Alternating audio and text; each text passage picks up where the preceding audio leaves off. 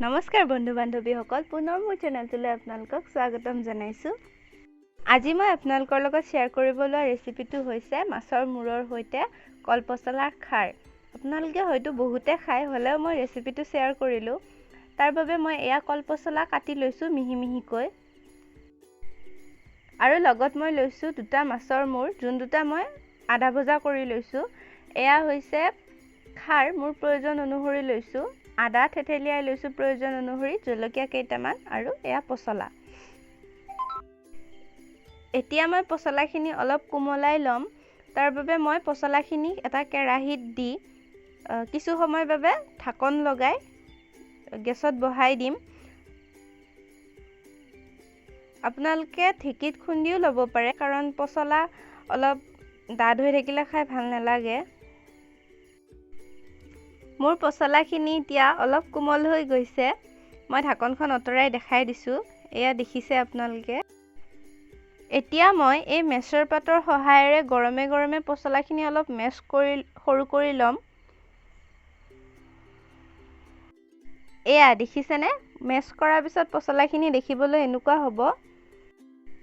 এতিয়া মই গেছত কেৰাহীটো গৰম হ'বলৈ বহাই দিছোঁ। এতিয়া মই ইয়াত 1 টেবুল স্পুন তেল দিম, আৰু এইখিনি গৰম হ'বলৈ দিম। তেল মোৰ গৰম হৈ গৈছে। ইয়াত মই এতিয়া মেছ কৰি ৰখা পচলাখিনি দি দিম, আৰু কিছু সময়ৰ বাবে ভালদৰে লৰাম, যাতে তেলখিনি গোটেই পচলাখিনিত লাগি যায়। এইখিনিত মই এতিয়া মোৰ প্ৰয়োজন অনুসৰি নিমখ আৰু হালধি গুড়ি দিম। এতিয়া মই এইখিনি খুব ভালদৰে লৰাম, যাতে হালধি গুড়ি আৰু নিমখখিনি পচলাখিনিৰ লগত খুব সুন্দৰকৈ মিহলি হৈ যায়। এতিয়া মই ইয়াত মোৰ প্ৰয়োজন অনুসৰি খাৰ দিছোঁ, আৰু লগতে থেতেলিয়াই ৰখা আদা আৰু কেঁচা জলকীয়া কেইটা দি দিম। তাৰ পাছত এইখিনি অলপ লৰাই দিম, যাতে গোটেইখিনি ভালদৰে মিহলি হৈ যায়, আৰু ঢাকন লগাই দিম কিছু সময়ৰ বাবে।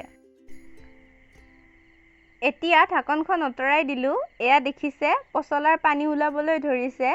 ইয়াত মই এতিয়া আধা ভজা কৰি ৰখা মাছৰ মূৰকেইটা দি ভালদৰে লৰাই দিম, আৰু পুনৰ ঢাকনখন লগাই দিম। 1 পৰা 2 মিনিট পাছত ঢাকনখন পুনৰ আঁতৰাই দিম, আৰু ভালদৰে এইখিনি লৰাই দিম। পানী শুকাই গৈছে, আপোনালোকে দেখিছে। তথাপিও পুনৰ ঢাকনখন লগাই সিজাম। পুনৰ 1 পৰা 2 মিনিট পাছত ঢাকনখন আঁতৰাই ইয়াত মই অলপ গৰম পানী দিম, আৰু মাছৰ মূৰকেইটা ভালদৰে ভাঙি দিম, কাৰণ খাৰত মাছৰ মূৰ ভাঙি নিদিলে খাই ভাল নালাগে, সেইবাবে। পুনৰ পানী শুকোৱালৈ ঢাকনখন লগাই দিম। 2 পৰা 3 মিনিট পাছত ঢাকনখন আঁতৰাই দিলোঁ। এয়া দেখিছে, পানী শুকাই গৈছে, মোৰ পচলা খাবলৈ ৰেডি হৈ গ'ল। এতিয়া মই এইখিনি নমাই ঠাণ্ডা হ'বলৈ দিম। এতিয়া যিহেতু লাহে লাহে গৰম পৰিব ধৰিছে, সেইবাবে পচলা আমি খাব লাগে। পচলা আমাৰ শৰীৰটোৰ বাবে খুব উপকাৰী। সেইবাবে মই আপোনালোকৰ আগত এই ৰেচিপিটো শ্বেয়াৰ কৰিলোঁ। যদি আপোনালোকৰ ওচৰত মাছ নাথাকে, তেতিয়াহ'লে মাছটো নিদিয়াকৈ বনাব পাৰে, খাই খুবেই ভাল লাগে এনেদৰে। হয়তো আপোনালোকে বহুতে জানেও, হ'লেও মই শ্বেয়াৰ কৰিলোঁ।